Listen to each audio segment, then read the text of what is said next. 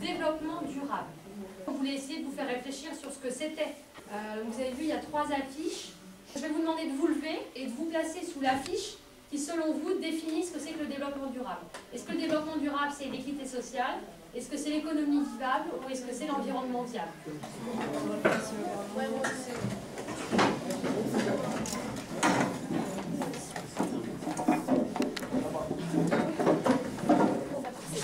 Alors, on a fait ce petit jeu parce qu'en fait, tout le monde fait à peu près comme vous. C'est-à-dire qu'en général, quand on dit développement durable, tout le monde pense à l'écologie. Alors qu'en fait, ça n'est qu'un seul aspect du développement durable. Le développement durable, c'est tout ça. C'est à la fois un environnement viable, une économie vivable et une équité sociale.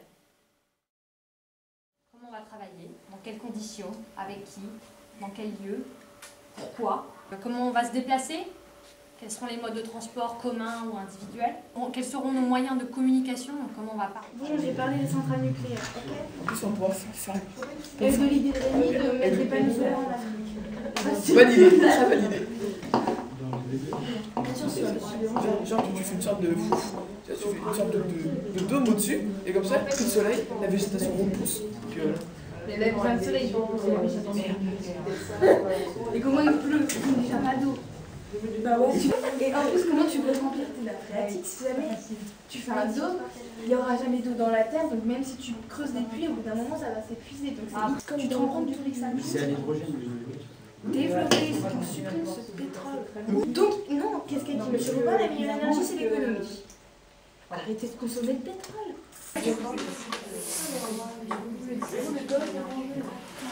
On pense déjà que pour avoir un bon développement durable, il faudrait qu'on se répartisse les richesses. Comment développer l'électricité pour les transports en commun, tout ça, pour supprimer le pétrole. Il faudrait créer plus d'écoquartiers et de la vie en communauté. Et ensuite, pour le travail, il faudrait créer des petites usines qui permettent la création de nouveaux emplois. Et ensuite, des fabrications de maisons dentaires qui créeraient aussi beaucoup d'emplois et seraient plus écologiques. Pour qui? Pour tout le monde. Pour tout le monde. Et pas les grands bâtiments, parce qu'après, ça serait... Ça risque d'être un petit peu... Et on rajoute... Donc, premièrement, on va parler de l'énergie. Parce que, évidemment, l'énergie, elle s'épuise. Et sans énergie, on a quand même du mal à avancer dans la vie. C'est-à-dire que c'est le pétrole qui est en voie de disparition, c'est le nucléaire qu'on veut supprimer. Aujourd'hui, de toute manière, ça pollue. Il faut, comme ça va disparaître, il faut y trouver des alternatives maintenant. Donc ce qu'on aimerait faire, c'est la disparition progressive des centrales nucléaires, donc en les remplaçant peu à peu par des énergies renouvelables, comme l'énergie solaire, l'énergie hydraulique ou les éoliennes même. On aimerait surtout aussi développer l'énergie en Afrique, parce que par exemple, il y a énormément de soleil là-bas, donc on sait qu'on pourrait y placer quelques panneaux solaires encore plus et plus rapidement. Mais après, c'est une question d'économie, il va falloir financer tout ça. Le jour où on n'aura plus rien, on va être démunis, alors que si peu à peu on apprend à économiser, peu à peu on va avoir le temps de développer d'autres énergies, ce qui fera qu'elles pourront être remplacées. Donc c'est ce qu'on disait par exemple sur les voitures, qui vont développer des voitures électriques, des voitures hydrauliques, ça se développe. Les panneaux solaires donc sur les avions ou sur les bateaux. Il y a aussi dans certaines villes où ils avaient mis des panneaux, je me souviens, par terre, qui faisaient marcher les lampadaires quand on marchait dessus. Vous réfléchissez sur quelle alimentation on aura, comment on produira ce qu'on va consommer dans 20 ans. Avec toujours pour idée de respecter le développement durable, bien sûr. C'est ça l'enjeu.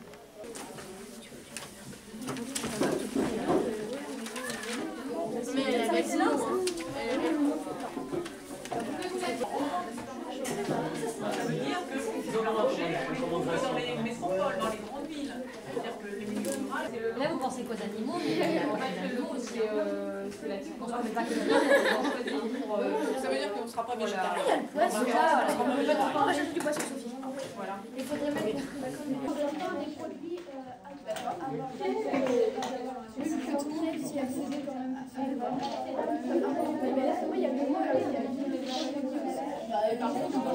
On a travaillé sur une alimentation équitable dans le monde, une alimentation locale surtout. Il faudrait qu'il y ait plus de producteurs qui produisent des feuilles vertes. Il faudrait accentuer les salaires des producteurs locaux. Que l'on nourrisse les bêtes mieux que nous les maintenant, qu'on ne les engraisse pas et qu'on leur donne de la nourriture naturelle. Il faudrait développer des manières d'irriguer les champs dans les pays du monde, dans les différents pays du monde. Que les producteurs ils aient une marge de bénéfice. Et que les animaux soient élevés en plein air, avec une alimentation biologique. Et que toutes les importations soient du commerce équitable. On a commenté sur le gaspillage. Par exemple, quand on est malade, on a besoin d'entraînement de 8 jours cachés par jour. Et quand on achète les boîtes, elles sont par 20 ou par plusieurs. Et quand on a fini le traitement, les cachets qui restent, ils s'abîment et ils finissent à la poubelle. Les aliments périmés du jour, Par exemple, qui sont périmés d'une journée où on les jette sans regarder s'ils sont encore bons ou pas. ou même ils se périment le jour même primé, puis parfois on les jette. Alors qu'ils sont tout neufs, ils sont encore dans l'emballage. Et on pourrait, plutôt que de faire ça, on pourrait le conserver puis le donner Il y a des personnes qui en ont besoin. on gaspille aussi de l'argent et Alors que on cet argent, abîme la planète. puis l'argent, on pourrait la donner à des personnes qui en ont besoin, comme des pauvres qui, dans les pays pauvres, ils n'ont pas grand-chose à manger, et puis comme ça pourrait aider au développement de leur pays. Et oui, c'est ça. Il faut arrêter d'utiliser les pesticides et utiliser des produits biologiques. Il faut aussi arrêter de jeter des produits chimiques dans la mer. Il faut protéger les animaux et arrêter de déforester le habitat naturel. Je pense qu'il vaut mieux arrêter de chasser et puis plutôt faire des élevages. Faire travailler sur le cadre de vie. Par exemple, le logement, les maisons, les immeubles, les bâtiments dans lesquels on vit. Les villes, au sens plus large, les villages éventuellement aussi, les paysages.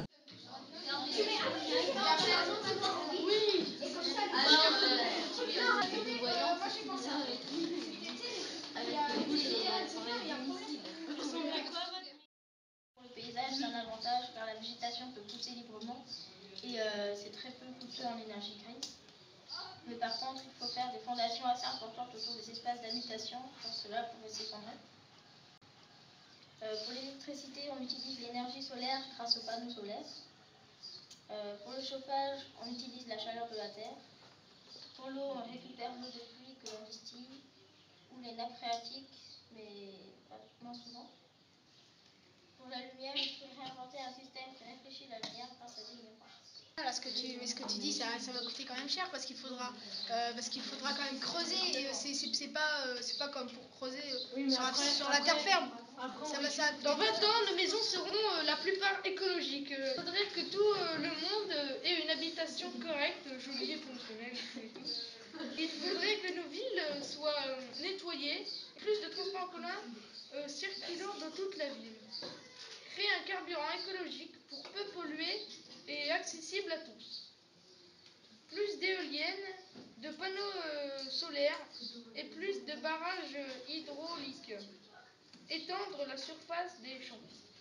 Vous dites dans 20 ans ça sera ça, ça sera ça. Mais comment vous allez notre idée serait de construire une maison ou un immeuble ou un appartement que l'on pourrait descendre sous terre, par exemple l'hiver quand il fait froid, sur la pelouse ou sur le sol, ou dans les airs soutenus par plusieurs piliers. L'électricité serait alimentée par des panneaux solaires. Il y aurait des ouvertures sur la terre pour laisser entrer la lumière. Renforcer les piliers en cas de séisme et il faudrait monter la maison dans les airs en cas de tremblement de terre ou d'inondation. Si les nappes phréatiques montent, on montera la maison. D'accord, donc en fait vous adaptez la... C'est plutôt les bâtiments communs, donc les immeubles, comme ça prend beaucoup moins de place et puis on vit ensemble en communauté. Donc il y a des balcons extérieur pour les lieux intimes, où on peut mettre par exemple des jardins, des petits trucs comme ça, mais pour que ça reste de la pelouse, mais que pour chaque personne. Et après, ailleurs, faire en dessous de l'immeuble, faire plus des jardins communs où il y aura tout, où on pourrait se rencontrer, enfin voilà. Un parc. Donc ça fonctionnerait aux panneaux solaires pour l'électricité, etc. Et puis les matériaux seraient peu coûteux et puis de bonne qualité.